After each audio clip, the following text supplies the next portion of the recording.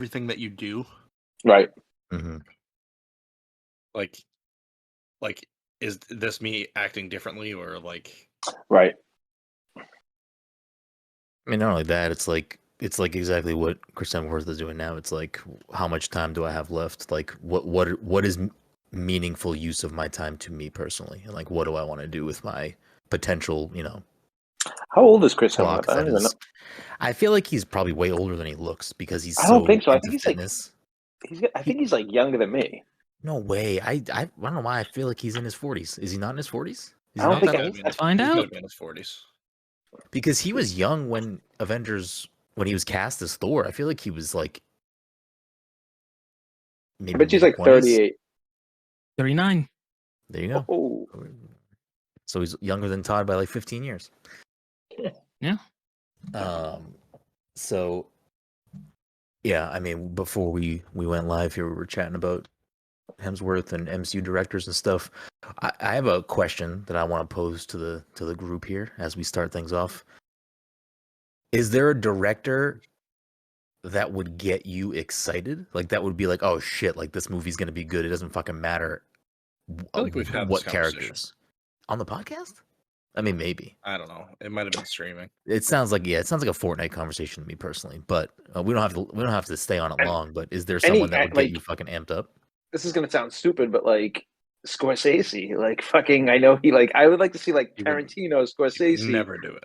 Spielberg. So, like, you might not get Scorsese, but I feel like you might get someone that is, typically, maybe makes comments against superhero movies to do one if they were given the right thing and maybe given some freedom. I feel like Tarantino would do one.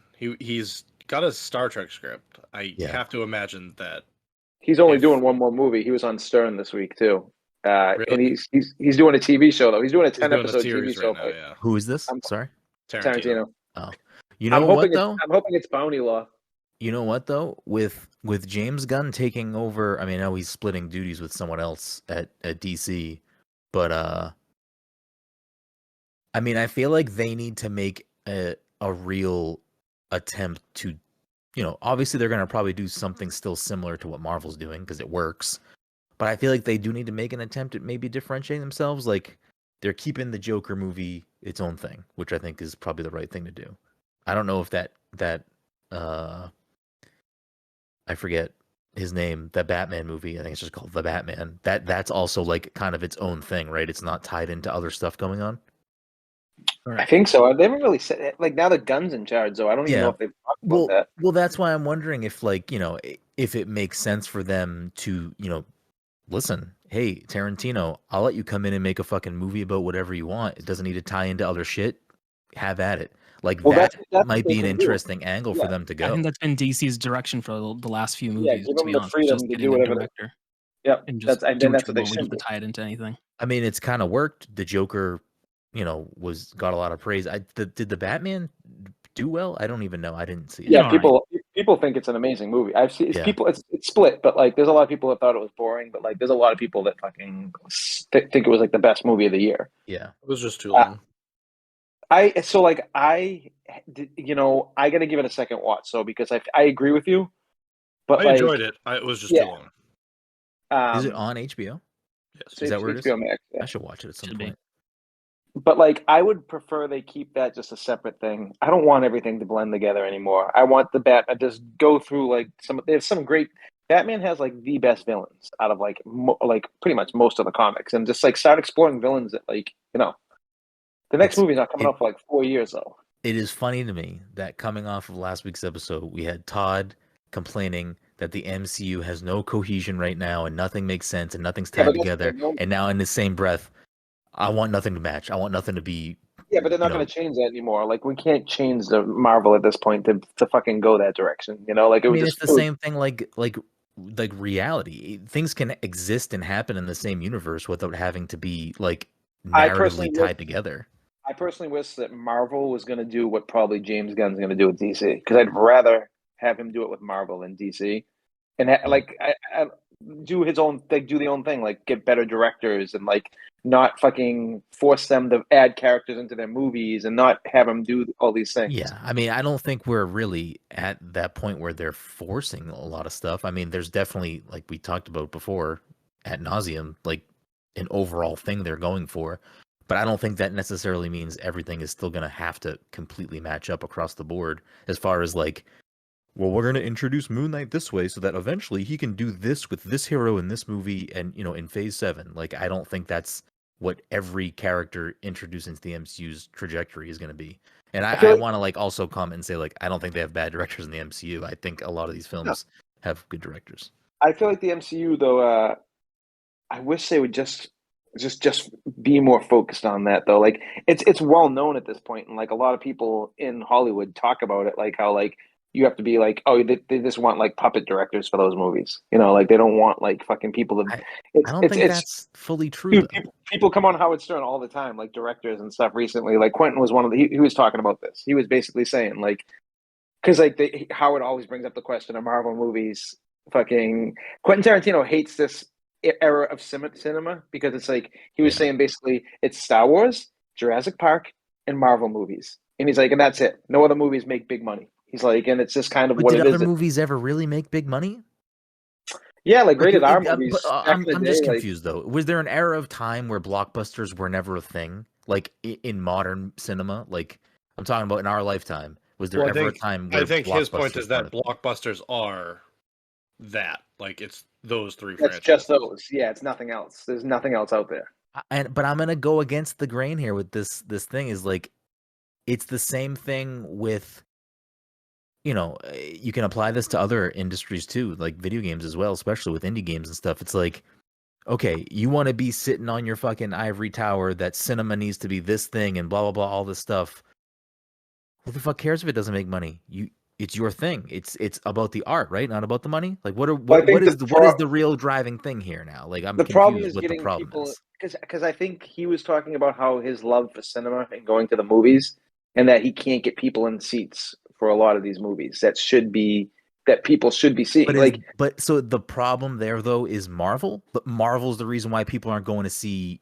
No, it's Once Upon a Time in Hollywood. I don't think that's the case. I think everything's just been dumbed down, and it's like 3 franchises are basically the only things that people are going to see these days. Because people are like, "Oh, there's not a lot of action. I don't need to see that in the movie." And we got to add Fast and the Furious to the. I was just going through too. So yeah, I know. I just want to point out again. I don't see how Marvel making movies that people will willingly sit down and watch, 3 hours in a theater, and Quentin Tarantino making Once Upon a Time in Hollywood, which is 2 hours and 40 minutes, and him complaining about people not seeing it. But he did well with that movie. He wasn't complaining about people seeing his movie. I think he was talking about like other directors and like Martin Scorsese made a fucking 3-hour Irishman on Netflix, and people didn't even want to sit through that in their fucking house. Oh, dude, it was fucking amazing. It was amazing. It was so good. But I'm not trying to say like all of it can exist. It can all exist in the same plane. I just get so confused when the people who don't make superhero movies specifically comment on superhero movies like that's the reason why their movie's not doing well. So I think he also brought into the equation about streaming and everything, and it's just so weird trying to make a movie right now because Netflix is getting all these big movies, and it's just like it's taking away from the whole experience of what movies are, And he was like, because like I think Netflix is like actually getting really good movies recently that are getting very good reviews, and I don't even think people are watching them because they don't even know about them. In the same breath, though, like, Todd, you fucking hate going to the movies, and you wish everything would just come to a streaming service. If we had a Alamo Draft House, I would go to the movies all the fucking time. Where there's no fucking around there. Like, those guys will not let anyone use their phone. They fucking kick you right the fuck out. We don't have that. We have fucking but we do whatever they want around. Like, we have shitty movie theaters around us. I mean, that's just right. Whoa. Me and Gwyneth Paltrow would let you know. AMC is. Nicole Kidman. Damn it! I spaced out, but I knew where you were going. To chime in with Nicole Kidman at some point, and you took care of it. Listen, and I'm like not the person to fight against going to the cinema because COVID making me not go do anything, specifically go to the movies, is one of those things. I love going to the movies, but even that act is still almost 90% going to be things that aren't being made by Quentin Tarantino's of the world. Like, I'm not going to the movies. Yeah, but you don't watch good movies. Oh, that's right. Yeah.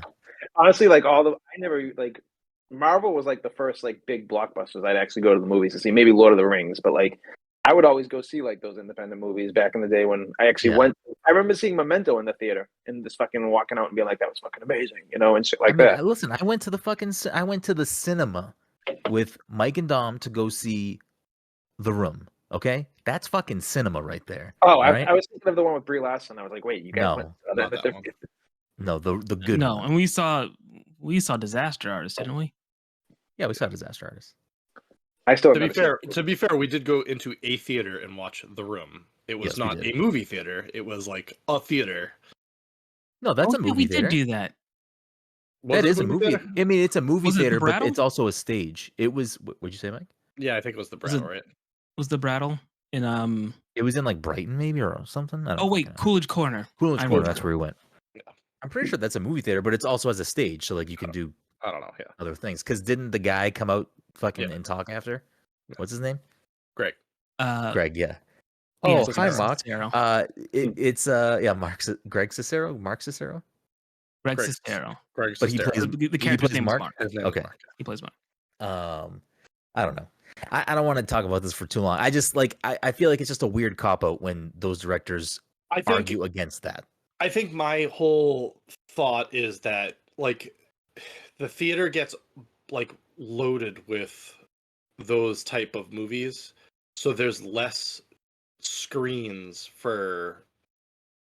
Yeah, they'll dedicate like when a Marvel movie comes out, they dedicate and that really doesn't have anything to do with the movies themselves. That has to do with like Disney buys up the screens. Yes, no, 100%. Yeah.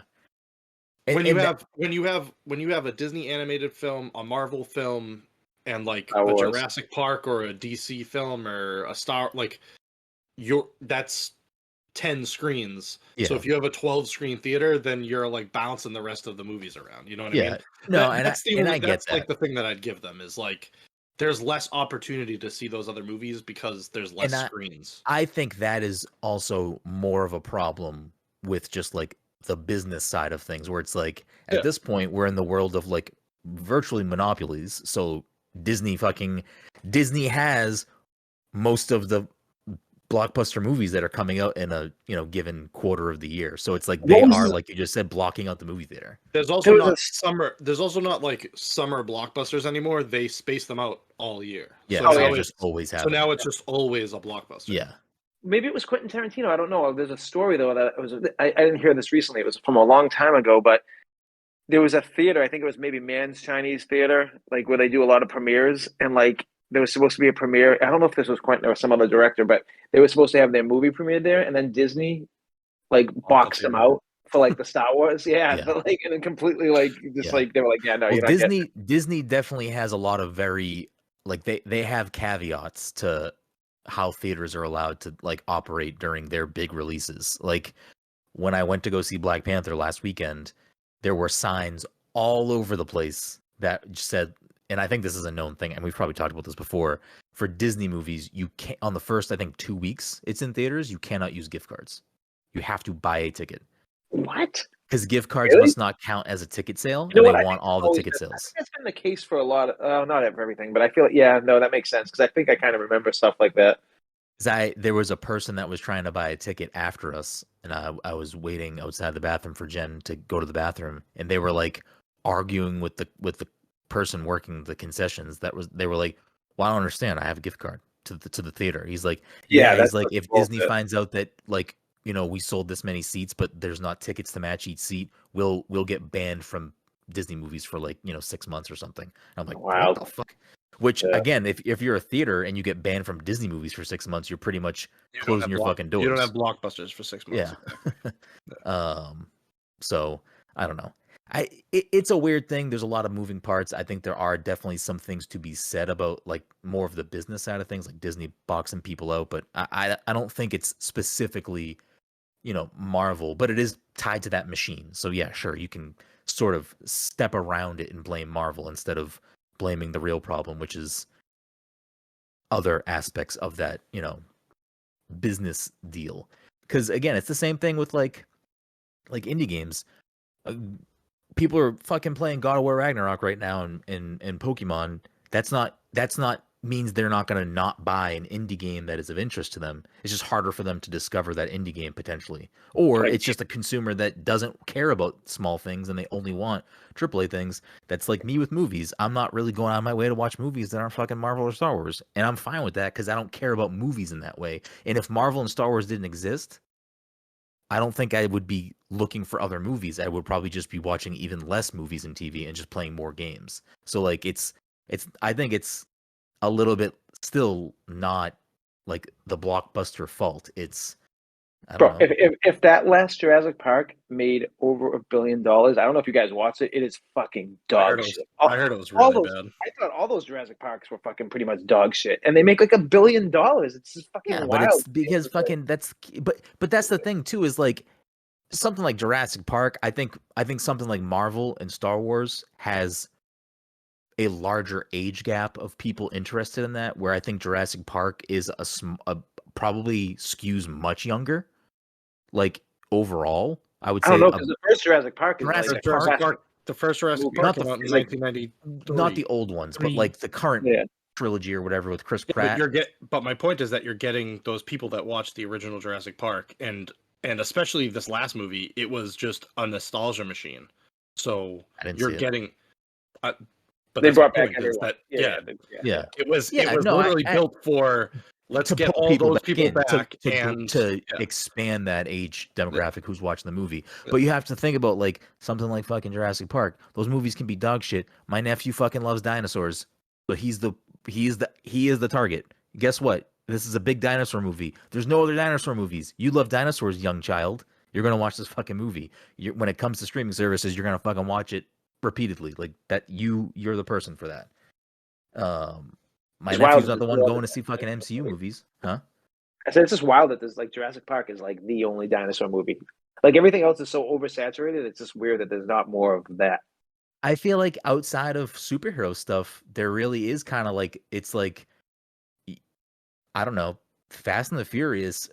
I haven't watched those movies in a long time. I'm just gonna go ahead and say that like that's the blanket.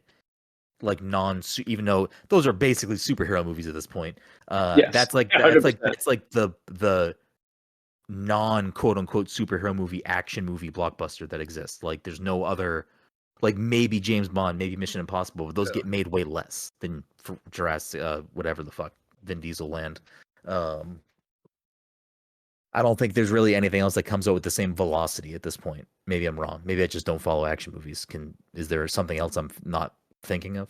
Like the 90s, early 2000s, it was just straight up action movies all the time. Now it's like you get John Wick. John Wick is like the best thing you have. Like that's but they just like action movies basically just got replaced by superhero movies. Those are basically the action movies now.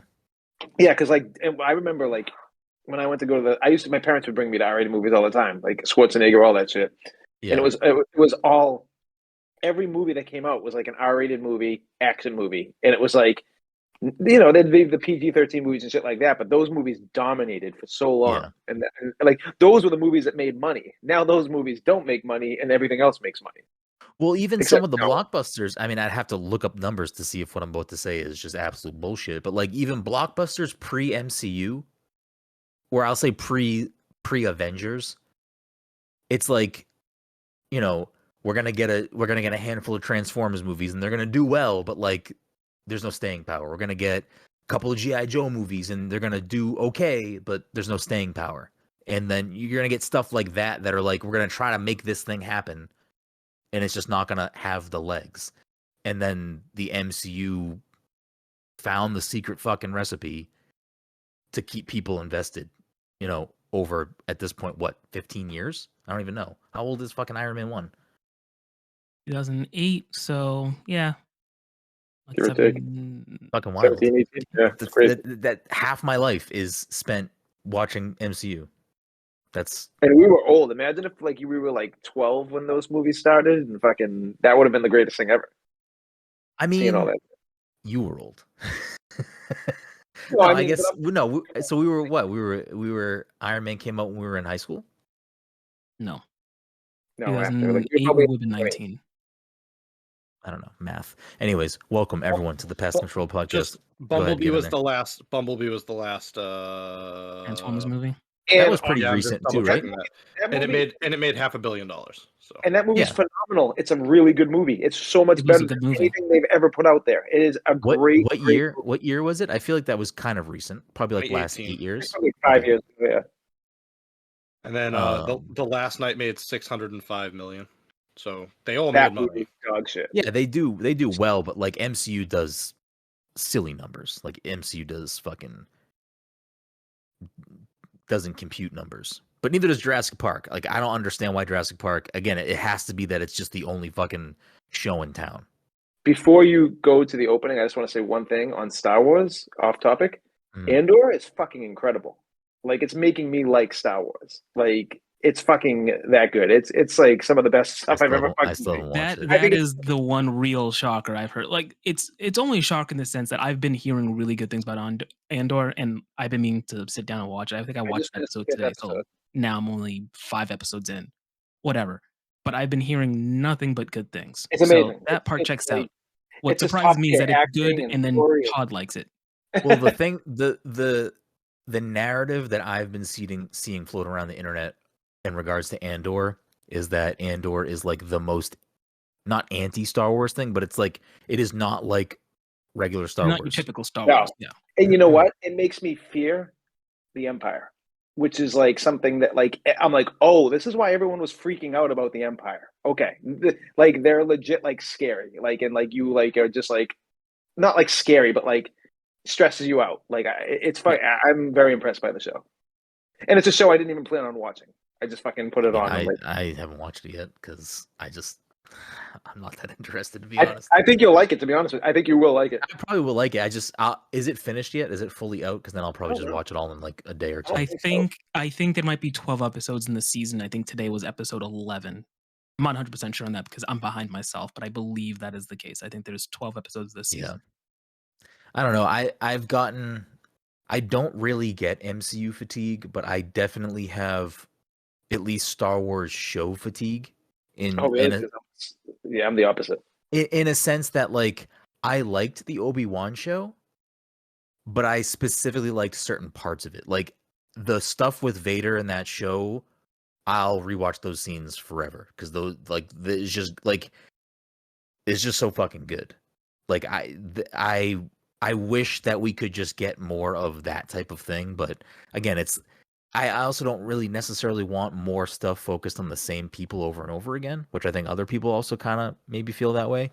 And I also like it's the same thing with something like Solo. Like I thought Solo was a good movie for what it was. I enjoyed that's like one of the few movies I enjoyed too. Yeah. My biggest problems with Solo, one of them is like it's hard to like suspend disbelief in my brain when there's any sort of tension happening because it's like I know Chewie does not die. I know Han does not die. I know Lando does not die. So it's like you're going to have to introduce another character and then maybe they can die. And that's what they do. And that's what they did in fucking, Obi-Wan. It's like they introduce another person for you to sort of care about and then that person ends up dying. It's like, well, somebody's got to bite it here and it's not going to be the people that live. So I don't know. That's like my sort of one thing with those specific things where it's like, it's kind of the same thing that I kind of go back and forth with on, not as much with Mando because it's mostly, other stuff going on. But whenever someone else shows up, I'm like, I'm assuming nothing bad is going to happen to this thing because, whatever. I will say one thing and then we'll do the intro because this is, again, another very bizarre episode. I was so fucking amped up when I saw the tease for Studio Ghibli, Grogu, whatever. Dude, it's so else bad. Watch it? It's terrible. I watched it. It's not that it's terrible. It's just that it's fucking 3 minutes of nothing. It's like, no point. What is? Yeah, right? Like I was so excited, I put it on for Liam. And when I sat down and opened up Disney Plus, and when I went to it, and I was like, "There's only 3 fucking minutes. The fuck is this gonna be?" And then it was basically nothing. I was like, "Why did? What was the point of it? Yeah, why did you do this to me?" Anyways, welcome everyone to the Past Info Podcast, the show where a couple of best friends talk about the latest in video games and nerd culture. Sometimes we have guests, sometimes we talk for 30 fucking minutes before the show starts. Let's go. All right, wrap it we up. have a new episode for you each and every week. As always, I'm your host, Brenden Groom, and joining me on this lovely Friday evening is the anime senpai himself, Mr. Michael Bullet Bill Desir. Mike, how are you doing tonight? You know, my Disney Plus finally renewed last week. So I'm finally getting charged for it. Oh, because you had that fucking big old welcome and it just went up in price too. Only $1 though, right? Everything went up in price, so like literally everything keeps going up in price. Yeah, it's like you know Apple what's Music, funny? fucking. You know what's funny though is like I got the notification that it went up for me. I don't know what everyone's plan is, or if there's multiple plans. I don't even fucking know. My bill looks like it went up $1 for Disney Plus, and in my head I'm like, this is maybe the smartest thing for a service like this to do. $1 is, for most people, I'll say, I don't want to speak for everyone, is not a large increase. So it's probably not going to make you question canceling it. But if they have millions of fucking people subscribed and it's $1, they just made a couple million more fucking dollars. You know what I mean? That's wild. It's fucking insane. So if you're listening out there and you only have $1, give us $1 to Patreon, to wherever, because if all of you give us $1, you might think that $1 would have nothing. $2. We'd have $2 fucking dollars. I'm so bad with this shit. I gotta go through and start canceling stuff because I even have 2 gym memberships and I only go to one of the gyms. So like I have a $20 Planet Fitness and I haven't gone to in like a year. You gotta just do what I did, Todd. Don't go to the gym anymore. And just buy fucking, or do VR for cardio and just buy weights. No, fuck that. Bought weights. Like, and I just lift weights here, watching, like, and I don't have to be tied down to some bullshit. I watch shit here too on my TV, and when I want to go to the bathroom, there's no other sweaty naked people in there, and I can just go to the bathroom. No, because I watch. When he go in his bathroom.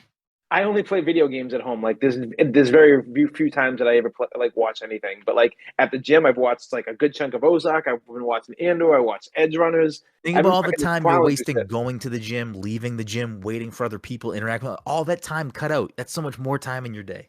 Just I told Amanda my new gym has some prime women around there, and I'm just like. I'm like, Hans. I'm like. Anyways, also joining us tonight is the workout daddy himself, fucking Toddy 2 weights in his arms. Gary over here drinking a Toddy Treehouse over here. How you doing over here? Toddy Treehouse. I'm good. I want to go play more God of War right now. I'm just itching. I haven't played it at all this week because I'm just not playing. I'm playing fucking Marvel Snap. Marvel Snap has ruined everything for me right now. I will say I've probably been playing Vampire Hunters more than that. I fucking hate Vampire Survivor. It's fucking good. It's fucking good. I said it was fine, but like I still don't think it's Game of the Year quality. But like it's fucking. Yeah, well, I mean, you got bad taste. We've went over this. We've talked about your movie picks. And rounding us out tonight is the Disney daddy himself, Dominic 40. Dom, how are you doing tonight? I'm doing well. Thank you for asking. Okay. I'm glad you're doing well. Makes me happy. I didn't open them yet, but I appreciate the drop off of the fucking Pokemon Halloween cards. Yeah. I have to look up and see if they have if it's just like a set that's all in there, or if there's other things that you can. A set? You can have a full set in like 3 packs. So interesting. Okay. Then you can just give the rest to your nephew or whatever. Yeah. Okay. Interesting. It's weird that you were able to get that because I've never seen that in a store. I looked. I kept trying to find it and I couldn't find it. From what I could tell on the internet, Walmart was the best place to go. I don't usually go to Walmart for anything, so it's out of my way. Oh, is that where you got it, Walmart? Yeah. I would go to Walmart more if the deals that I see other people get at Walmart, wherever I ever found them up here. Anytime I go look at Walmart clearance or like other things going on with deals and stuff, it's never fucking in either Walmart up here. Anyways. A couple of housekeeping things before we roll into, I don't know, we've already rolled into the episode, but I guess just a couple of housekeeping things. The PTC Movie Club for November is Toddy's double feature. He said cinema is not dead, and we're watching Barbarian and Nope. So if you want to hear us begrudgingly talk about Barbarian and then chat about Nope, where Todd is convinced he is going to change Dom's opinion about Nope. I don't think it's funny you say that. I'll rewatch Nope. Oh, please do, because like there's a lot of stuff I want to talk about. But Nope is on Peacock now for everyone listening, and Barbarian is on HBO Max. Oh, perfect. So they're both streaming now. Yeah. With Nope too, I actually I know that there's a lot of people out there that don't like Nope, but like when I catch people that liked it, man, I sit there and talk to people for like 10 minutes straight about like what we liked about it and like how good it was and like certain things. I'll give it another watch, but I don't know. Yeah, I get what. We should probably save this conversation. Yeah, let's save it. I can't. I can choose what I want to say. I can't say without like spoiling the movie. We'll save it for that show. So, Barbarian, I can't wait to hear what. I can't wait to talk about a couple certain scenes in that movie where I'm just going to die laughing. Like I know for a fact that Brenden is going to absolutely hate this fucking movie. Well, I'm watching them both this week. So. There's like zero. There's like zero redeeming quality in this movie for Brenden. I don't know. Who knows? You know, do you think he'd like Cabin in the Woods? Which one? The one? I think Cabin in the Woods isn't Chris Hemsworth in one of those? Yes, that one. Yes, he's in Cabin in the Woods. That was a remake, right? I think. Cabin in the Woods. No, it was its own thing. It was like kind of like a jokey movie though. Like Yeah, I think that one has enough redeeming qualities. I can see Brenden not liking it, but like kind of explaining the movie at the end, he could appreciate what it was and just like not like it. Yeah. And there's some good things. Did you watch Barbarian yet, Mike? I have not watched Barbarian yet. We'll see. Mike, you want to come over and watch it together so we can both suffer? No, it's not pizza. No, you have to watch it separetely. Why? You should watch it together. Actually, I feel like you should watch it together. Be looking at each other, and be like, "What the fuck?" Want to do that, Mike? What do you? I kind of want a camera in the room when you guys watch. Yes. Should we do this, Mike? I don't know. But there's some Dom. There's some like great underlying themes about Barbarian. For that episode. We're done. We're done with Barbarian. No, we're not gonna talk about it. All this whatever the underlying themes are, I cannot wait to hear these. Because okay, cool. Because you're gonna probably be like, "Holy shit." Yeah, okay. Yeah, totally. Mm-hmm. Yeah. I'm dead serious because I've had this. I talk about these two movies all the time to people. Like, all right, we'll save it for that. We'll save it for then. So if you want to hear us talk about those movies, again with the holiday coming up in the following week with Thanksgiving, I don't know exactly when we will record this, but it will happen at some point in the next episode. Barbarian's a good movie to sit down with your family at Thanksgiving and watch. Absolutely. That's not true. No, it's 100% true. Haven't watched it yet, but make sure Jen watches it, please. Well, Mike, what do you want to order, Mike? What's good barbarian food? What can Mike and I dine on while we watch this? It's a good question. What's going on? Why am I getting roped into this? Because Mike, I need to be distracted. I need someone else there, so when this movie is fucking not what I want to watch, I can just look at Mike and be like, "What the fuck?" You need 2% milk. Oh my god. Anyways, so listen. We'll talk about these two fucking movies at the end of the month or the next episode, whenever that airs. So you can look forward to that fucking nonsense. And then I feel like I was a guest on, for other housekeeping stuff, I was a guest on the upcoming episode of Screen Snark, which is a lovely show that is hosted by a friend of the program, DJ Matt Stormageddon, and their co-host Rachel. It's a show where they talk about the things that they have been watching recently, whatever it may be, and they have guests on, and the guest also chats about what they do. And I had the lovely opportunity. Well, I had a mixed bag. I could have talked about Shrek the Musical. I could have talked about Little Shop of Horrors. I could have talked about Great British Bake Off because I watch that every week. I could have talked about Seinfeld because I'm on like rewatch number 3 this year because I have poor mental health. I also restarted watching Ted Lasso and I'm already on season 2. So I did too, actually. When you told me you did, I started rewatching it. It's so fucking good. It's so fucking good. I will say the thing that I brought up was none of those. It was a different show, and if you are interested in what that show was, it's something else I watched. You'll have to listen to that episode. You should listen to it anyway. Support them and listen to us chat about stuff. We talked about Black Panther, Wakanda Forever. We talked about Star Trek, Deep Nine. What is it? Tom would know. Deep Penetration. Deep Space Nine? Deep Space Nine. The show from the 90s? Yes.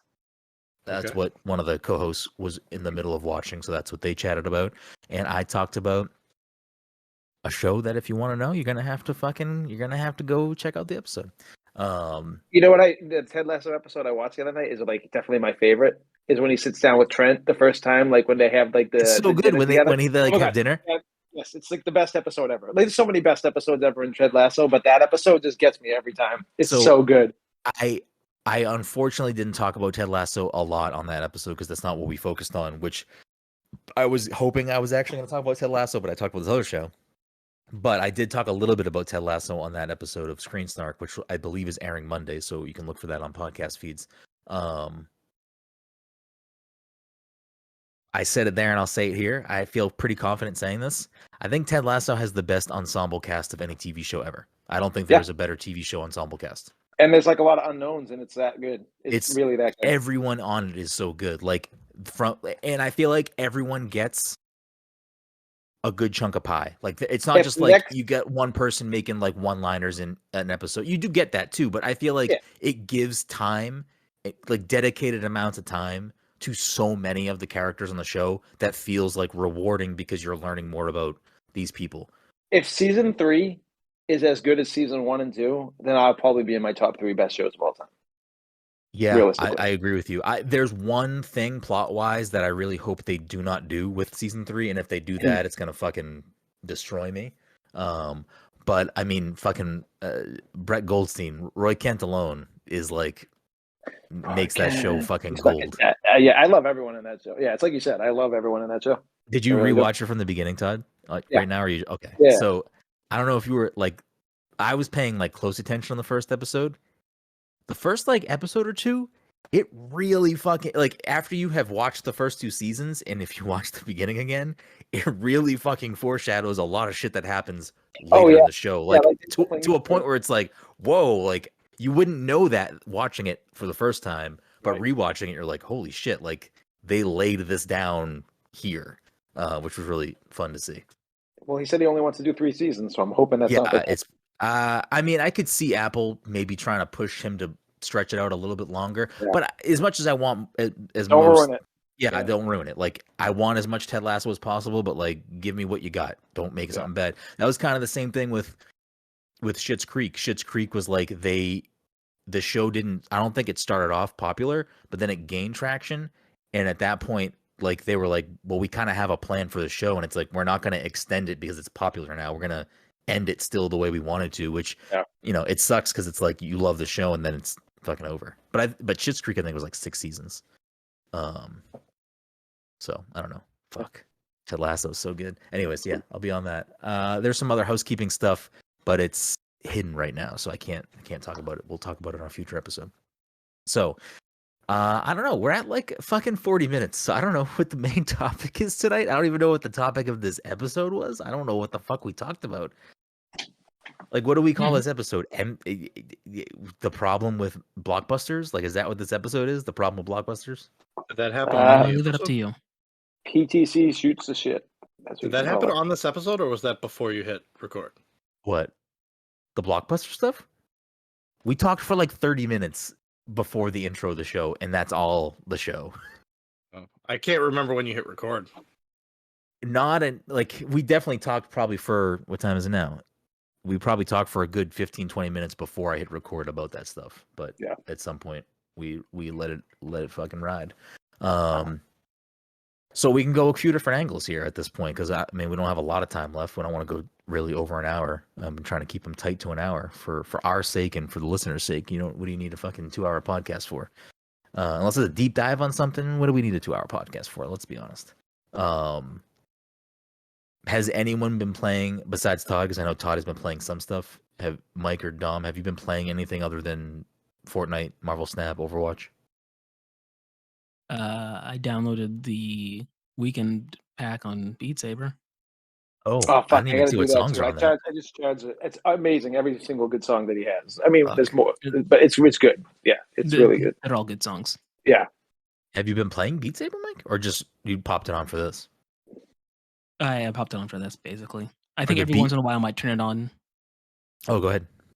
No, that was about it. Like, every once in a while I'll turn it on, but I think like after the Lizzo pack came out, I'd play that a little bit, and then I'd let it sit, and then I didn't buy the full Lizzo pack. I bought like 2 songs off of that.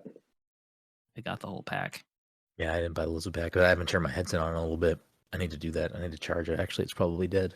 How are the beat maps though for the weekend songs? Are they good? They're really good. Okay. I'll probably scoop it up. Because I'm too lazy to like download stuff to my Yeah, I'm too lazy to like go into the game and get custom songs. Yeah, like I was gonna do that. I was gonna, after the Lizzo pack, after a little while, I was like, oh, you know what? Maybe I'll mod it again so I can play custom tracks. But the one thing is that whenever you do that, when new official packs come out, I don't think there might be an easy way to get the custom, like the new official packs. But I think, at least as of the last time I had it modded, I had to undo the mod entirely and then get the official stuff, and that's why I never bothered remodding it again. Yeah. What about you, Todd? Aside from Ragnarok, because we'll do when you and I finish Ragnarok, we'll do something. I'm just like I'm doing the way I'm handling Ragnarok, and not to go into it, but like I'm doing it as like a slow drip almost because I don't want the story to end, and I'm like 15 or so hours into it, and even that seems like a lot, but it's been out for a full week. I feel like some people has Jesse beaten it, or because I see Jesse on it like every time I'm on it. Have any of those guys beaten it yet? Okay, so it's a long game. I think Ken may have finished it, and I think Luis has finished it, but I don't think Jesse has finished it yet. Yeah, because it's longer. I think it's like 40-ish hours, which is great because like this story is perfectly fleshed out. It's already like going. I heard there's a point somewhere in like the third, like the 1/3 mark, or like the halfway point that kind of draws out, and people are like kind of like, this is kind of drawn out. But I think I just went through that part. I mean, I'm still super early. I'm still like, I don't want to say where I am, but I know what early. I understand, but I can totally understand people but the combat's good, so like it doesn't really matter if it's drawn out to me because I enjoy like the overall gameplay loop of it on top of an amazing story. Yeah, no, the combat's good, the story's good. Like I'm invested in the story already, and I think it's like it's a good. It's as far as like how the story is compromised. Or composed rather, not compromised. It's like Infinity War Endgame. It's like it's a 2-piece thing. It's like these games are a complete story together. They're not a complete story separately. And the voice acting in this game is like top tier. It's like there's some stuff in this. It's really fucking good. I think he did, but did the voice actor for Kratos won that year, right? Won an award for that. Okay, good. Do you remember he went up there? Do you remember he went up and he said "boy," right? Like, and the kid's like, he's like, the kid announces something and he just pauses and then he's like, "Boy," it's so good. I need to play some more of that this week. So I've been rallying that, but I've been playing Modern Warfare 2 quite a bit. I've been actually really enjoying the DMZ mode that they just added in. I don't know. So is that Warzone or is that something else? So it's like it's Modern War. It's not Warzone. It's a different thing. You group up with 4 people when you get in there, and it's basically Tarkov. You got to like extract things. You got to get to it's basically like, remember when we played what's the game with us in New York where you like Division. You know, remember when we go to the extraction zones and stuff like that? Yeah. Okay. It's that, and like you have to like extract. But when you're extracting, there's people who will like come for you and everything. So it's been pretty fun so far. I've been enjoying that. So Modern Warfare 2 I've been having fun with that, but I'm just jumping around from everything. I started playing Somerville, like I told you, which was from the developers of Inside and Limbo, which Inside's probably one of my all-time favorite games.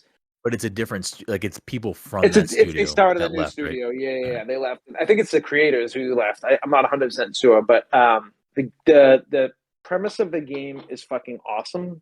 It seems like I'm very interested in where it's going. But like I said to you, goddamn, man, I'm fighting my controller to control this game. I don't know how they thought releasing the game the way it is was a good idea, but it's on Game Pass, so give it a try if you're like interested in it. But if you see it and it looks good, but man, it's like I'm playing like a 1990s game that looks like it's from this era, and it's like I'm literally like feel like I'm like fighting my controller over and over again, and it's at, I think it was out on Metacritic at like a 68, and the pedigree of these guys is like so high that like I'm just like shocked that like they thought that these guys usually do like the mainline games, or this is more of a 3D game, and it just does not. It's making me sad, but I'm gonna finish it out because I want to see where the story goes and everything. Yeah, but I just don't know. I don't know how they thought it was a good idea to release this game the way in the shape it's in. And it's not that it's like glitchy. I haven't tried it yet. It runs fine. It's like, but the controls are fucking it's just so bad. What else? Am I playing anything else? Vampire Survivors? Oh yeah. Well, I was giving Brenden a lot of shit about Vampire Survivors because like I've seen so many people like, if it's not in the Game of the Year category, then fucking this Game of the Year shit's bullshit. I mean, I think like the Video Game Awards is stupid, and it's like the Grammys. Like they fucking give awards to like the popular people, and that's pretty much it. But I texted Brenden, I called him, and I'm like, it's all right. I'm like, it's not the Game of the Year, but I'm like, it's fine. I'm having fun. But I feel like I've been playing that game more and more every day. So clearly I was wrong, and the game is definitely enjoyable, and it's the gameplay loop for that game is so fucking satisfying to me. And once you start to unlock kind of more of what I think that's the problem I had. Yeah. Once I started unlocking shit, I was like, oh, okay. Once the core like elements of the game fully open up to you, and you can start like evolving weapons and like unlocking characters and levels and stuff, it's like, oh, okay, there's a lot of meat here. There's a lot of things you can do. Have you played it yet, Mike? Vampires? You probably like it. And it's another Game Pass game. It is on Game Pass, so everyone can play it. No, I mean, I watched you play it before, and then I was like, oh, maybe I should download this or whatever. I feel like it's kind of your jam, Mike. I think you would like it. Yeah, it's pretty much just it's fun as hell. It's real good, and it's got fucking really good music. Game Pass got really good music. Win. The Game Pass is just incredible. The value of Game Pass is insane. It's just ridiculous. I will say, if you're listening and you don't have an Xbox or don't have Game Pass, I don't think Vampire Survivors is on PlayStation or Switch, but it is on PC, and it's like $2. So if you don't have Game Pass, which is insane for like the product, it's like a couple of dollars. So like you definitely should check out Vampire Survivors because it's for sure one of my favorite games this year. I've put a lot of hours into that game. And now that it's on Xbox, and it has achievement support. I opened the game up and it popped like 50 achievements because I played it so much already. I've already gotten like 20 achievements, but they're all like 5s, so it's like, all right. So, I've been kind of not in a lull. I've been playing a lot of Marvel Snap, and I've played a very small amount of Pokemon Scarlet and Violet while I'm playing Scarlet. And I know the conversation around Scarlet right now is that the game runs really poorly, and I mean it does. But I am enjoying it so far, and like I know a lot of the people I've talked to who are playing it are enjoying it too, but they are also running into a lot of like technical issues, which I will say, like, it's one thing when a Pokemon game is like, oh, okay, like there are other things on the Switch that like graphically look a lot better. It's kind of weird that like Pokemon still doesn't really hit those highs.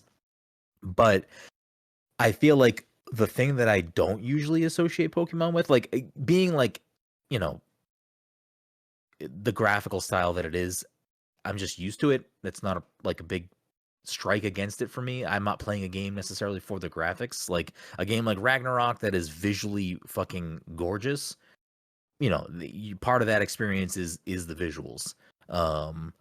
Something like Breath of the Wild that has a very specific art aesthetic, part of that experience are the visuals.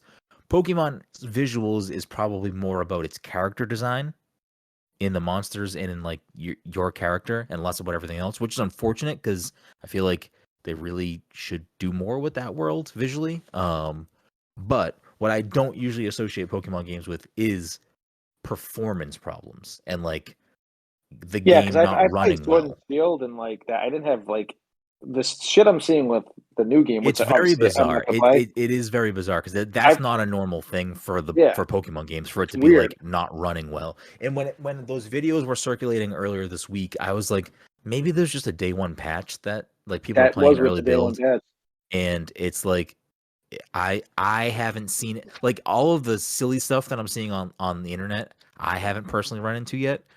But I have like the game is like, you know, has its moments where it's a little struggly, which Like that classroom scene. Did you deal with that at all? Like, No, where it's like they're no. like, it's like they're all glittery, like glitching and kind of like everyone. At this point, like Twitter especially has been like full of videos, like clips of like ridiculous things happening. I haven't personally run into any of that stuff, but like I know Jesse, friend of the show, has run into some stuff already, and whatnot. So I mean, I don't know. I'm gonna keep playing it. I like Pokemon, and I'm going to enjoy that.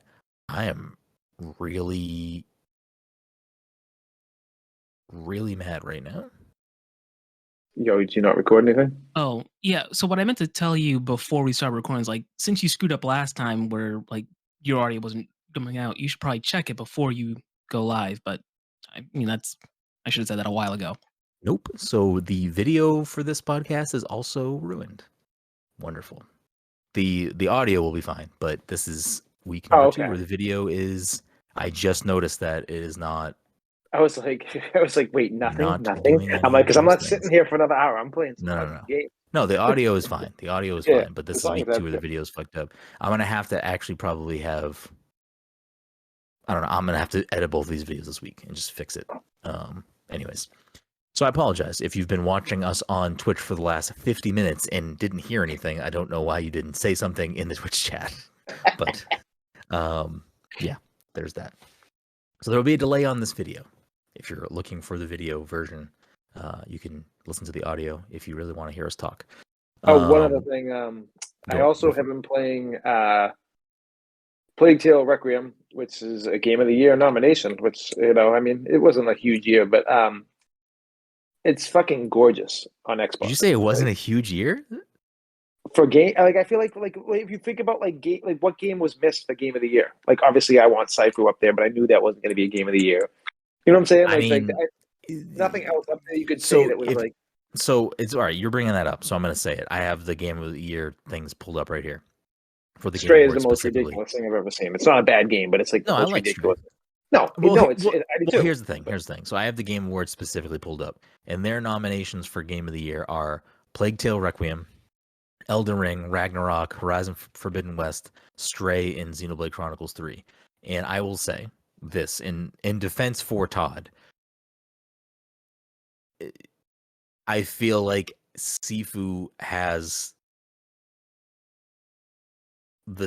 could be in the same conversation as a Plague Tale Requiem and Stray. You know what I mean? So like, I'm not like fighting for Sifu. I wasn't expecting Sifu to be in there though. Like, but then when I see those other 2 games, I'm like, oh, maybe it should be in there. I don't know. That's what I'm saying with those 2 games specifically in this mix. And honestly, for my own sake, I didn't play Horizon Forbidden West, and I'm sure plenty of people love that game. But like, Game of the Year, I don't know about that one.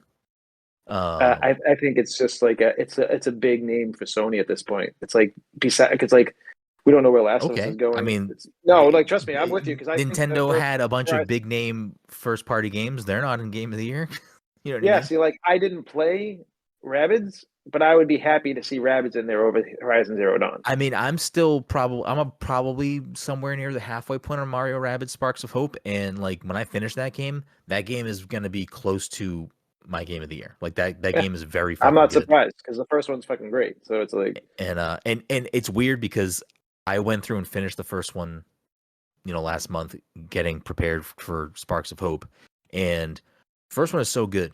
The second one is, and I'll say this too, just so if you're listening, if you just want to play Mario & Rabbids and you didn't play Kingdom Battle, you can just start with Sparks of Hope if you want, because it's really not a sequel. Like, it is a sequel, but like, it's not a story continuation, so you won't be like necessarily missing much. I'm sure there are like, nods and winks to the first game, but you would be fine playing the second one by itself. But I also asterisk it with this: if you play Sparks of Hope, I think you'd have a really hard time going to play Kingdom Battle after, because I think Sparks of Hope is somehow in like every way a better game. Like everything about it is just a better game. And I don't think Kingdom Battle was bad. I think Kingdom Battle is fantastic. So I think taking the grid off looks so much more appealing too. Like the overall, like the, you know what I'm saying? Like the grid of like they took that off. Isn't it like in the new one where it's just, I don't think there was like a full-on grid in there, but there was like a movement sphere, but it's not a grid. You can just run around freely. Okay, yeah, it would have like blocks and everything of where you could go, and it like Maybe. limited I stuff don't on the first. remember. Yeah, you might be right. But yeah, I mean, literally everything from the gameplay to the presentation to the story, everything about Sparks of Hope is an upgrade from Kingdom Battle. Like, it is one of the best, like, just full on sequels ever, simply because it expounds upon the game in every way. Like, it's so good. But like, I mean, I'm not even a Neon White sicko. I really liked Neon White. I think Neon White is absolutely should be, again, and I liked Stray a lot. I like Stray a lot, but like, I don't know. I didn't play Plague Tale Requiem. I probably won't play it. And maybe I'll play Horizon Forbidden West at some point. I'll play it if it comes to like the free to play shit that they have. That's the only extent of me playing that game though. But I think Neon White is a phenomenal game, and that deserves to be talked about in the same conversation. I know Todd doesn't agree, but Vampire Survivors is also fucking fantastic game. I would put that up there again because you have Vampire Survivors. Was it up for any awards? Vampire Survivors. It's at least up for best. Let me see. It's up for best. I don't like this website. Best debut indie. Okay. Up against Neon White. So I mean, I feel like Neon White's probably going to beat it. Oh, I think Vampire Survivors might get that, but I just think it's funny that Saifu is in best fighting game category, and like all the memes I've seen online. I didn't look at all these. It's best fighting game. There's supposed to be a PvP element to that. Like that's part of their roadmap. So if that's the case, that's going to be the most addicting fucking shit ever. I'm going to be playing that like nonstop. Immortality is up for best narrative. Best narrative, which that game's phenomenal, and like I know that's not for everyone, but like just the idea behind that game, I'm glad it's getting a little bit of love because that game was really cool. It was very interesting to play. It's not like anything I've ever played. It was just a unique experience. Yeah. Sifu and Cult of the Lamb are in best indie category up against That's pretty tough. Neon White, Stray, and Tunic. A tough category. Yeah, that's. Oof. Yeah, that'll be interesting to see who gets that one because that's a. I feel like that's a tougher category than like the main game of the year. Is there not is best audio design just their blanket music situation? And like we're not even talking about best about soundtrack or music category. We're not even talking about Cult of Lamb because Cult of Lamb is amazing too. I don't know. I keep trying to go back to it. I keep bouncing right off it. I you know what it is? I think I just don't really care about the in between I get that building I completely aspect. That. I feel like there's a lot of systems going on there, and it's just like this is way too much for me to care about. Like I just want to keep going into the dungeons. So I don't know. I really want to finish it, and I keep bouncing pretty hard off of it. So I don't know if I will actually get through it or not. I guess I'm so confused. There's no best music category or best soundtrack? Game of the year, best game direction, best narrative, art direction. Oh, best score and music. I'm literally staring at it. What's up for best score? Plague Tale, Elden Ring, Ragnarok, Metal Hellsinger, which is fucking fantastic, and Xenoblade Chronicles 3. I'm so confused that We Are OFK is not nominated for anything. I don't understand. I don't think anyone would know what that game is if they even announced it. Well, here's the thing. And that's not like a problem for the game. I just think in general, I don't think anyone would know what that is. Well, the thing that is confusing to me is that the Game Awards specifically does know about it because they're the ones that fucking announced the game and had a live performance of the band. So it's like weird that they're not, unless they're nominated in a different category, which I'm clicking a bunch right now and I'm not seeing it. I don't like this website at all. This website is terrible. Sorry, Jeff Keighley, but what the fuck? Like I didn't see it in best indie, best narrative, best music, best performance, games for impact, or best debut indie. So I don't think it's nominated for anything. Which game categories might be tough just because I loved We Are OFK and it's definitely in my top things of the year for things I've played, but it really isn't a video game. Like in the traditional sense, like it's very minimal game stuff, but I liked the story and I liked the performances by the people who voiced everything, and the music is fucking incredible. So like the fact that it's not even nominated for best music is kind of disappointing to me. The biggest category out of all of these is the best. I don't know, the one with Arcane, Edge Runners. I'm just like, oh god. Oh, best adaptation. I personally think Arcane should win because I loved both of them, but like Arcane is just on a whole nother fucking level. Adaptation? Where is this? Best adaptation. So it was those two things, Arcane. The Sonic movie. Oh, Cuphead season 3. Oh, is this a new? This must be a new category. It's a new category. Okay. Yeah.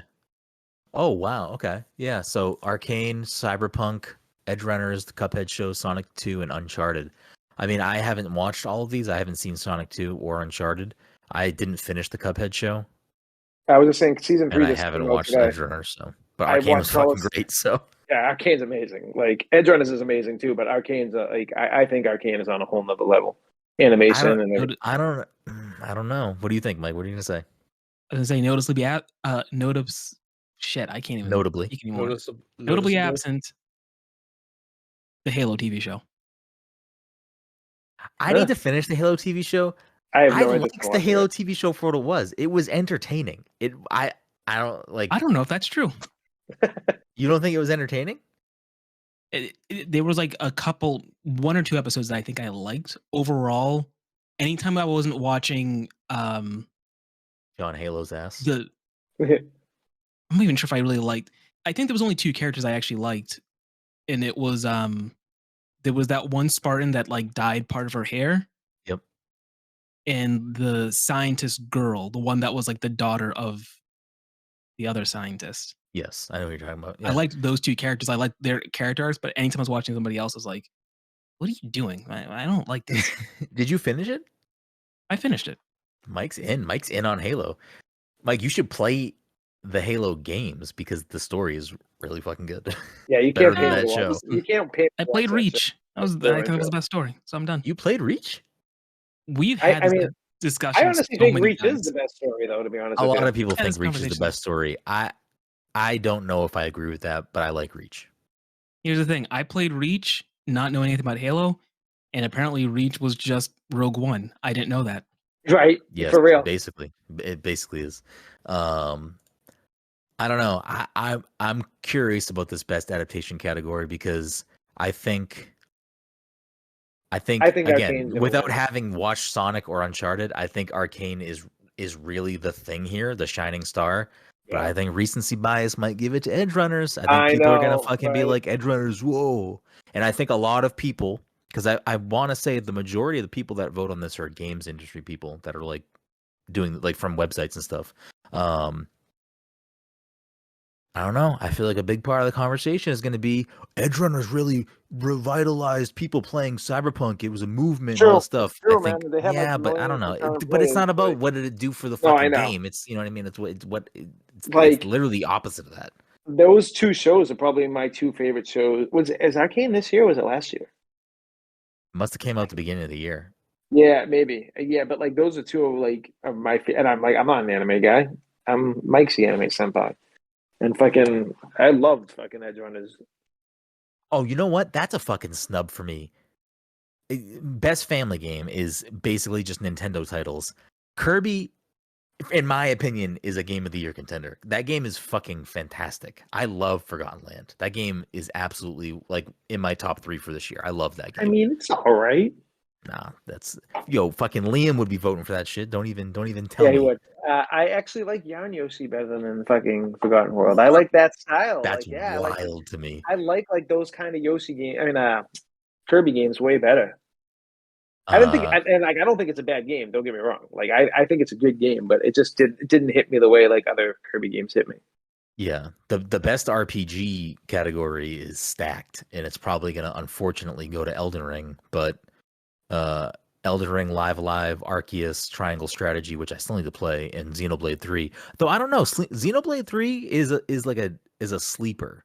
I think Xenoblade 3 is going to scoop up some awards. I don't think it's going to win Game of the Year, but some people are fighting hard for that as Game of the Year. I could see Xenoblade getting Game of the Year at a different outlet. Like I could see like a GameSpot or something.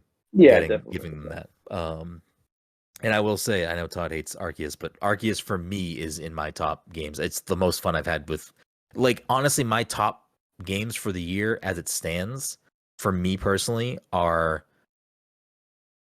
in no specific order: Elden Ring, Arceus, and maybe Kirby. Or maybe, I don't know, my top 5, maybe Kirby, maybe We Are OFK, and I'm still too early enough to call it, but I'm really enjoying Xenoblade 3, really enjoying Sparks of Hope, and I'm sure, right now, I'm going to really enjoy Ragnarok as I play more. Yeah, I was going to say, the more you dive into that, you're going to probably be like, yeah, it's my game of the year. I think it's going to change your mind directly, unless you think Elden Ring's your game of the year. I don't think Elden Ring is my game of the year. Yeah, I liked Elden Ring, and I'm happy that I played a FromSoft game to completion and spent a lot of time with it, and I really liked it. And I like a lot of the things that game did, even though they weren't things that I personally did. Like, there was just a lot of cool things going on in that game. But like, I spent countless nights. Just the gameplay loop in Arceus was so it like hit my brain the way it needed to hit, where it was just like riding around throwing fucking Pokeballs at things. It hit me in a very soothing, relaxing way that I can't be understated. Arceus was like the game that made me realize that I should never play another Pokemon game again, because like I was like, Arceus is what I was complaining about. Like, I'm like, let's do something different, and then they did something different. I'm like, yeah, maybe I just don't like Pokemon. Yeah, I don't think you need to play Pokemon ever again. I think you're good. I think in like 5 years, I won't even say that. I think in like 10 years, when Pokemon is like maybe taking all of these things as it's transitioning into a like more of a console RPG. Yeah, if they made like a next gen, like official next gen, like that stupid game that I keep on bringing up that probably will never come out. If they made it look like appealing like that, like where it's like you can explore a world with like different, like it just like. Just give me something like that's not fucking the same thing. I am not going to try to convince you to buy Scarlet or Violet. Just another Pikmin game. Yeah. All day. But I will tell you right now that I'm trying to stay a little pulled back from reviews and opinions on Scarlet because I just want to form my own. But some of the very external reading that I've read is that it is a good open world game. It just has a lot of technical problems. Yeah. So like, I think it probably might have some of these open world things you want. It's just for you want fucking incredible graphics, no technical problems, all these things. Listen, I don't need incredible graphics, but like the graphics of Pokemon games are fucking just not up the par for like there are things that are much better looking on that platform. Xenoblade Chronicles 3 being that's what I'm saying. Like I saw clips of Xenoblade Chronicles. I'm like, holy fucking shit! Like the Switch can produce fucking good looking games. Like we know it has already. What I'm hoping maybe happens with the next Pokemon game, but again, the way Pokemon is made is kind of confusing. It's gonna sell gangbusters, so they don't care. They're just gonna they need to address it, I think, or they're gonna slowly start to not sell gangbusters. But it's the same thing with Breath of the Wild and now Tears of the Kingdom. Monolith Soft, the developers of Xenoblade, works on some of that for Nintendo. Maybe you gotta call Monolith Soft in for the next Pokemon game to help with some of the like bones of the game, like make it so that it runs and looks good on a console that you need to unlock those little tricks to make it run and look good, because the Switch is technically compared to, obviously compared to the other consoles out there, it is a very very much lower horsepower than compared to its competitors.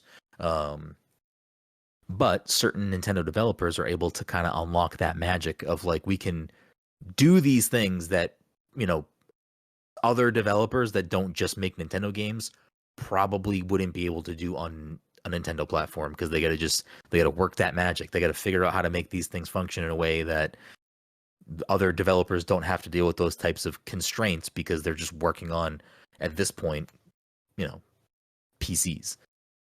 Anyways. Like, what's your game of the year so far? Gonna be Multiverses, right? Yeah, it's tough. I was actually thinking about like what were the games I played and or beat. It is a very short list. Did Lasagna Party come out yet? I don't think so. Oh wait, did I buy that? I want Lasagna Party to be your game of the year so bad. Second, because there was that Garfield game that I forgot that I bought. I think you bought Garfield Kart, not Lasagna Party. Well, I don't. For some reason, the phrase "lasagna party" sounds dirty, and I feel like we should stop saying it. Like it doesn't sound because you're thinking about Lemon Party. No, I'm not thinking about anything. You're thinking about Lemon Party. Yo, that tweet would have been a hit. I'm telling you right now. It would have been. Then. Why don't you tweet it then? You fucked up. You should have. Is that site still up? Yes. It is. Yes. Yeah. Checked him. You're on it? Before I fucking you say you're on it? I'm trying to find something. He said it so confidently, so quickly. That's a man that knows. Oh, weird. I typed in Lasagna Party. The first link is for Garfield Lasagna Party. The second is an Urban Dictionary for Lasagna Party. Ooh. Is it? Can you read what it is, or is it? If it's not something you should read, don't read it, please. I mean, I'll just read it one way or the other. It doesn't really. Is it family friendly? We'll fix it in post. This one says it's just another term for a swingers party. That's boring. This other one is much different. I had to pull it up too to look for myself because I was going to stop you if it was bad. But I do want to point out that also known as a spaghetti bake is very funny to me. That was the first definition. Yes. The second definition is very different. Yeah, and you probably should. And I guess I'll wait. I mean, you do as you wish if you want to read that. I mean, I don't care. Nah, I'm gonna look up Lasagna Party. No, don't. It's the act of group cunnilingus where all participants are experiencing menstruation accompanied by a nasty yeast infection. Again, this is Urban Dictionary, so it is descriptive. Take that for as you will. Specific. To be fair, this definition was put in here in 2011. Oh wow, it's been around. It's been 11 years before they decided to name a Garfield video game after it. Yeah. Well, I told you it sounded bad. I told you it sounded like it. You were right. Did not have a good. You were right. Because in Brendan's mind, and maybe Brendan's more in tune with the world than the rest of us, in Brendan's mind, if you put a food word, mix it with like another noun or verb, Brendan's like, this is sexual. This is definitely sexual. I mean, I'm very sad to report that when I built the spaghetti harmonica, when I typed in spaghetti harmonica, there's nothing here, but that just means that we need to make that Urban Dictionary. Spaghetti harmonicas. Did you mean to do something else?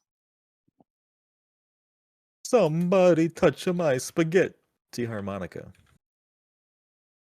All right, so Lasagna Party is out now, so there is still time to make it Game of the Year, Mike.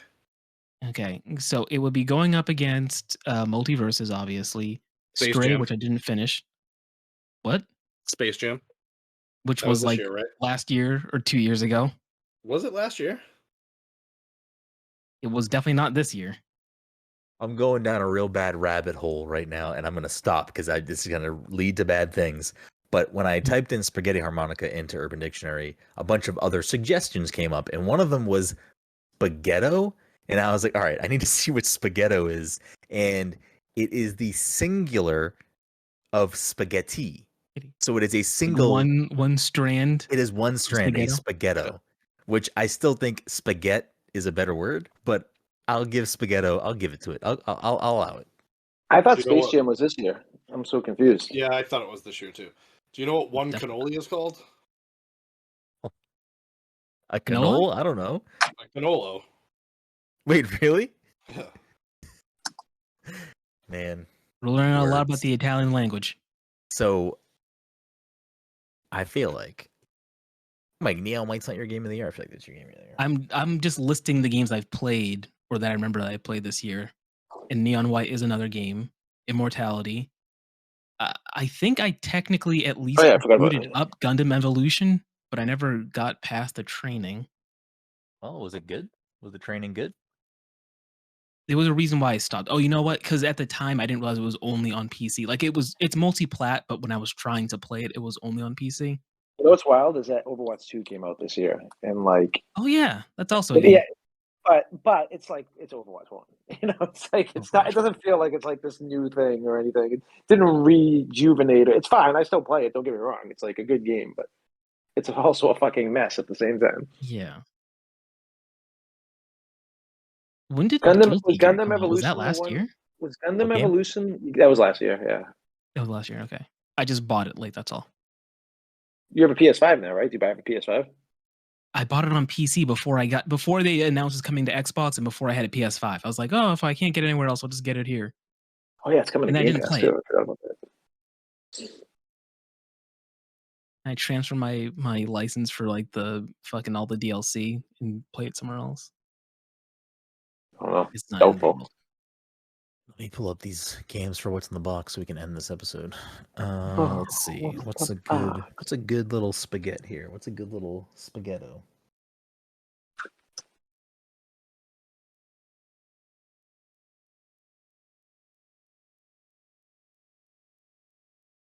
Are there any games that still have yet to come out?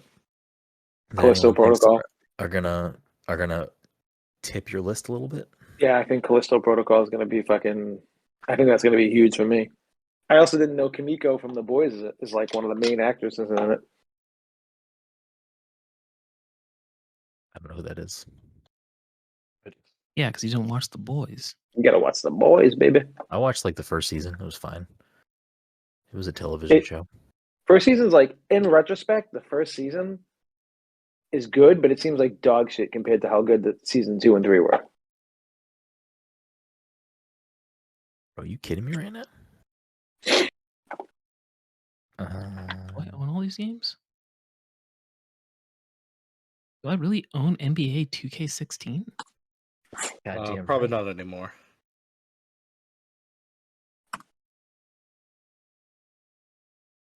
It's in my library. Is it? It's in my Steam library. Oh, weird. Clarify. That's strange. Was that the one with Stefan Curry on the cover? Yes.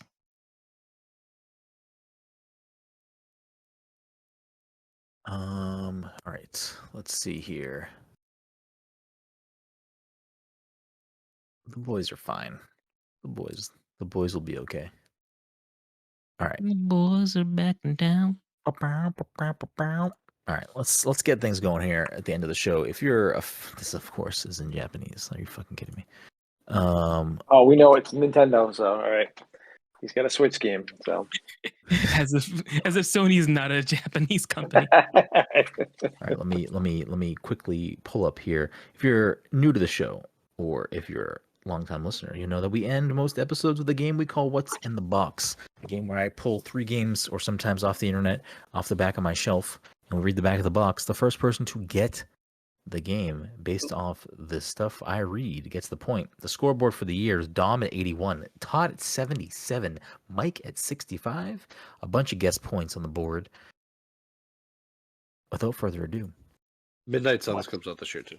Yes, fuck, that comes out. I've heard saying good things about it. Yep. Game number 1. Blank blank in search of the blank blank. The blank order has been broken. Rise blank and be guided by blank. Did I fall in order? Incorrect. And be guided by blank to brandish the power of the blank blank and become a blank blank in the blank blank. The Order 1886? No. In the blank blank, ruled by Queen blank, the blank blank, the source of the blank has been shattered. Blank's offspring, demigods, all claimed the blank of the blank blank, known as the blank blank. No. God of War 2? No. God of War 3? No. Known as the blank blank. And the mad taint of their newfound strength triggered a war, the blank. A war that meant abandonment by the blank blank. And now the guidance of blank There are too many blanks in this. Yeah. Will be brought to the blank, who were spurned by the blank of gold and exiled from the blank blank. Fire Emblem Three Houses. Incorrect. Ye dead who yet live, your blank long lost, follow the path to the blank blank. How is this on the back of the fucking box? This is just the plot of the game. Beyond the foggy sea to stand. Incorrect. I knew someone was going to yell that out. I'd be so mad if that was. Follow the path to the blank blank beyond the foggy sea to stand before the blank blank and become the blank blank. Is it the Wind Waker? Incorrect. Genre defining gameplay. Blank blank gameplay. It is so weird that you read the entire gameplay. You read the entire plot, and I still know nothing about this game. No, a lot of blanks. There was a war. There was a queen. Something about the queen was sniffing paint, I think. I think there is enough not blanked there that you could figure out what that game is based off that description. I will also say, so let's see, genre defining gameplay, a new fantasy world, world exploration. Elden Ring. It is indeed Elden Ring, Mike. Oh, nice. There you go. What were you blanking? I don't know the plot of Elden Ring. I don't know what's going on there. Okay. You have to read the whole thing, but I'm going to read the whole thing. I'll read it quick. Foul tarnished in search of the Elden Ring. There you go. The golden order has been broken. Ready? It will now make sense with all these blanks. Rise tarnished. I can't say the word tarnished. And be guided by grace. I can't say the word grace. To brandish the power of the Elden Ring and become an Elden Lord in the lands between. In the lands between, ruled by Queen Marika the Eternal, the Elden Ring, and the source of the Erd Tree has been shattered. Marika's offspring, demigods. With how wordy it was and how many things you were blanking out, I should have been like, this sounds like fucking Game of Thrones. And it would right. There you go. It basically this whole paragraph mentions so many of the same proper noun. I just had to keep blanking it out because it just wouldn't. It would just, if I said tarnished, Todd would have said it immediately. All right, game number 2. A blank adventure like no other. Action-packed blank battles. A quest of blank proportions. You do need to give me the full... Pokemon Arceus. Incorrect. You do need to give me the full title. It's funny because Mario and Rabbids Sparks of Hope. It is indeed Mario and Sparks of Hope. I was going to pull Arceus, and I was like, no. He's going to get it if I do that. He's going to just guess it. Mike is on fire this last month. Fuego. He's going for the fucking sweep. The sweep he's yet to get. He's come to a couple now it's of Tuesdays. Not gonna happen. Now it's not gonna happen. Thanks a lot. Over. Game number 3. Live to fight, fight to live. God of War Ragnarok. Incorrect. 2 countries locked in eternal battle. But whom does their fighting serve? Solve the riddle and save the future. Explore. Fight. Traverse the vast world of blank as you fight to liberate colonies and reclaim your lives. Is it Live Alive? Live Alive? Incorrect. Horizon Zero Dawn? Incorrect. Interlink. Fuse characters to transform into powerful blank. Adapt. Combine different characters. Evolution? What is it? Gundam Evolution? Incorrect. Combine different character classes to change up your strategy. It's the back of the box.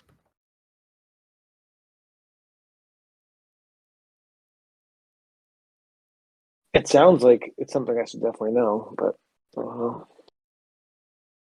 Live to fight, fight to live. 2 countries locked in eternal battle, but whom does their fighting serve?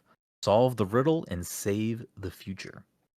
Explore, fight, traverse the vast world of Ionius as you fight to liberate colonies and reclaim your lives. Sounds like a Nintendo game. Yeah, I mean, I'm just going to put that out there. Interlink. Fuse Xenoblade Chronicles 3? It is indeed Xenoblade Chronicles 3. You should have just said whatever Nintendo games came out this year, Todd. I was trying to think of Game of the Years in that one. So. There it is. Mike getting stopped at the sweep again, but picking up points, though. He's making ground. That leaves the week at Dom at 82, Todd at 77, and Mike at 67. And that will do it for this week's episode 344 of the Past Control podcast.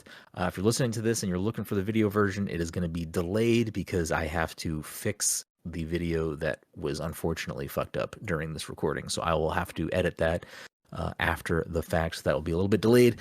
As always, you can follow everything we do at pastcontroller.io on Twitter and on Instagram at pastcontroller. You can find me at bgroom. You can find Mike at _MikeOpath, Todd at Toddy_by_nature, and Dom at PTC_OneLittleSpark. We appreciate you. We love you. Be safe out there, and we will see you soon. Until next time.